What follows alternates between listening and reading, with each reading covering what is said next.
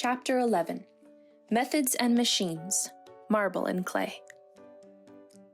The tools you choose to edit with can have a determining effect on the final product. When I started editing in 1965, there was really just one option, at least in Hollywood: the Moviola, a stand-up editing machine, virtually unchanged since the 1930s, that looks something like a sewing machine and sounds like one. In the early days of Zoetrope Studios, which was founded on a European model, we used imported Steenbecks, or chems, horizontal editing machines from Germany that were quieter and handled the film more gently, had 2 large screens and 2 soundtracks, and were better able to handle large amounts of film. Now, of course, the landscape has been permanently altered by the computer. Electronic digital editing machines such as Avid and Lightworks that harness together a video display terminal and a computer with a large-scale memory bank where the film's images and sounds can be stored digitally. For a more complete survey of the current nonlinear systems, see the afterword, Nonlinear Digital Editing, the Unhearable Lightness. I feel equally comfortable working on a Moviola, a Chem Universal, or an Avid. It depends on the film's budget and schedule, and on my hunch about the style of the director and how long the average take is going to be. The Conversation was edited on a Chem, Julia on a Moviola, Apocalypse Now on a Chem, whereas I used both on Unbearable. It started out on a Moviola and changed into a Chem. With the Chem, I arrange things opposite of the way they are normally done, so that the screen directly in front of me is my search screen, and the soundtrack in front of me is in sync with that.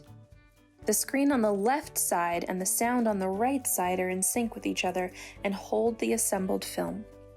If I were working on a bench, that would be what's going through the synchronizer. In fact, speaking of benches, I should add that I work standing up. My Chem is raised about 15 inches off the floor to put it at the right height for me. One of the things I always liked about the Moviola is that you stand up to work, holding the Moviola in a kind of embrace, dancing with it in a way. So it was frustrating to me to have to sit down at the Chem. I edited both the Conversation and Apocalypse that way, sitting down, but a voice in the back of my head kept telling me something wasn't quite right. And so when I came to edit Unbearable, I had the Chem raised up on 2 plywood boxes. Editing is a kind of surgery, and have you ever seen a surgeon sitting to perform an operation? Editing is also like cooking, and no one sits down at the stove to cook. But most of all, editing is a kind of dance. The finished film is a kind of crystallized dance. And when have you ever seen a dancer sitting down to dance? Other than the standing-sitting question, the differences between the Moviola system and the Chem system boil down to scriptural ones. The Moviola system emulsifies the film into little bits, individual shots, and then the editor reassembles it out of those bits, like making something out of clay. You take a little bit of clay and you stick it here, and you take another little bit of clay and you stick it there. At the beginning of the process, there is nothing in front of you, and then there is something in front of you. And then there is finally the finished thing, all built up out of little clay bricks, like pellets of information. With the Chem system, I don't ever break the film down into individual shots. I leave it in 10-minute rolls in the order in which it came from the lab. In sculptural terms, this is like a block of marble. The sculpture is already there, hidden within the stone, and you reveal it by taking away rather than building it up piece by piece from nothing, as you do with clay. It is really the difference between random access editing and its opposite, whatever that is called, linear access, let's say. Computerized digital editing and, strangely enough, good old-fashioned Moviola editing with an assistant are both random access, non-linear systems. You ask for something specific, and that thing, that thing alone is delivered to you as quickly as possible. You are only shown what you ask for. The avid is faster at it than the moviola, but the process is the same. That's a drawback for me, because your choices can then only be as good as your requests, and sometimes that is not enough. There is a higher level that comes through recognition. You may not be able to articulate what you want, but you can recognize it when you see it. What do I mean by that? Well, if you learn to speak a foreign language, you will find that there is a gap between how well you can speak it and how well you can understand it when it is spoken to you.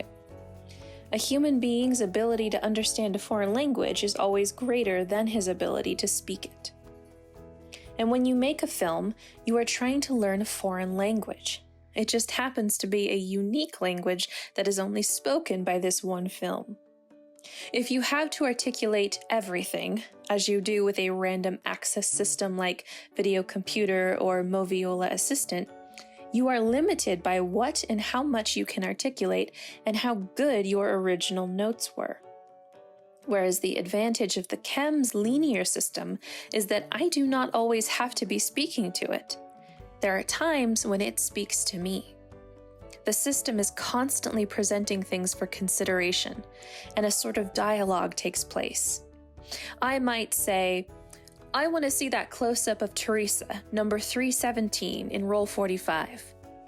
But I'll put that roll on the machine, and as I spool down to 317, which may be hundreds of feet from the start, the machine shows me everything at a high speed down to that point, saying, in effect, how about this instead? Or this?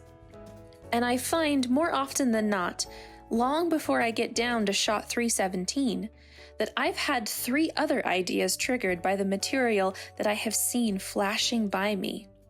Oh, this other shot is much better than the one I thought I wanted. As soon as I saw it, I recognized it as a possibility, whereas I couldn't articulate it as a choice. When you are looking at dailies the first time, you have a relatively fixed idea, based on the script, of what you are looking for. Later on, though, you review some of your original notes, and they will say, for instance, 212.4 NG. What does that mean? It meant that at the time you thought take 4 of slate 212 was no good, and you didn't bother to make a note of why you thought so. Well, many times in the re-editing, what you thought was originally unusable may come to be your salvation.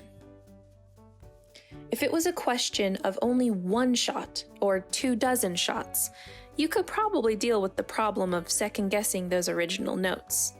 But in fact, an ordinary film will have 700, 1,000, 2,000 setups with more than 2 printed takes per setup on average. So there may easily be 2,000 to 4,000 shots that you have to have an opinion about.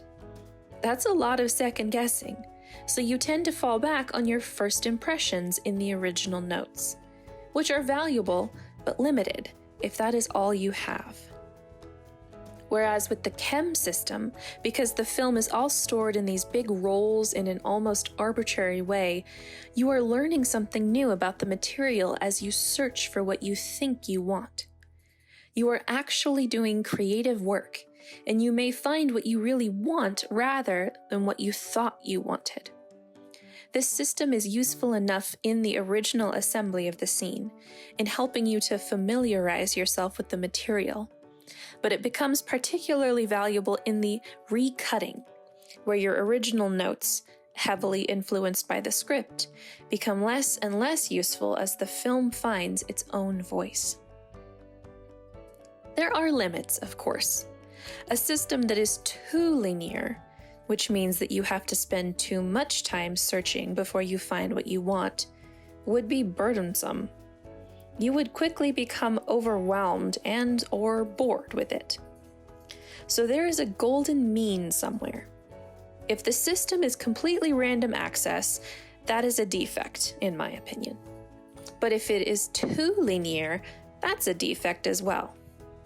What I've found personally is that given the attitude I have toward the material, given the speed that I work, and given the mechanical speed of the chem itself, keeping the dailies in 10-minute reels in shooting order adds just about the right amount of chaos that I need in order to work the way I want to.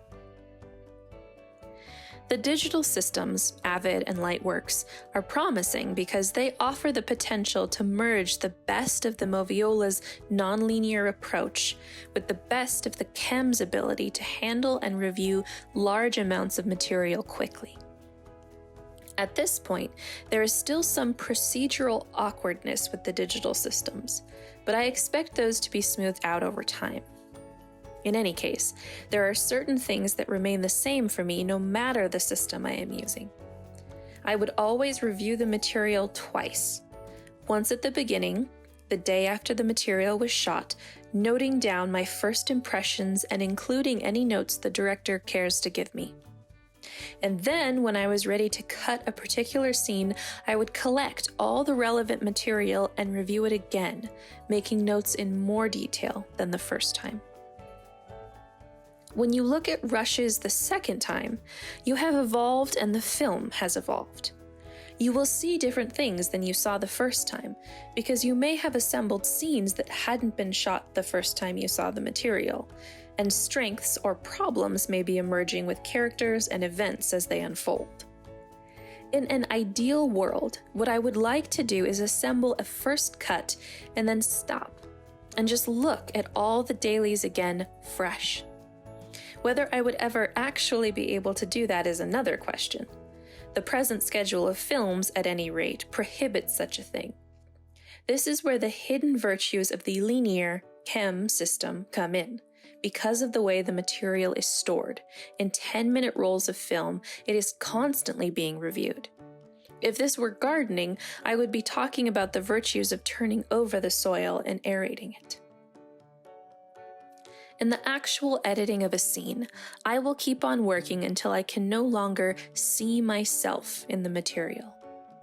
When I review my first assembly of a scene, more often than not, I can still too vividly, recall making the decisions that led to each of the cuts. But as the scene is reworked and refined, it reaches a point, hopefully, where the shots themselves seem to create each other.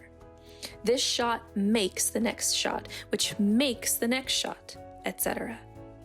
In this way, the Walter Murch who decided things initially gradually recedes until, finally, there comes a point where he has become invisible and the characters take over. The shots, the emotion, the story seem to take over. Sometimes, the best times, this process reaches the point where I can look at the scene and say, I didn't have anything to do with that. It just created itself. As far as the color balance of the final prints goes, I've had a few good experiences, but many have been frustrating for one reason or another. The worst thing is that the labs show the film at 24 frames per second, sometimes even at 32 FPS, without the ability to stop or go backward. You are sitting there saying, that shot should be redder. Which one? The close-up of the foot. But already 8 shots have gone by. Most often, the impression you get is that they are doing this as a courtesy just to keep you quiet. One way that works for me, where you can really see what's going on and get specific with your notes about color, is to take the work print and the first answer print and put them in sync over a light box of the correct color temperature. There is something about a low level of light coming through a piece of film that enables you to see tonalities that are almost invisible if you're looking at a bright screen of projected light.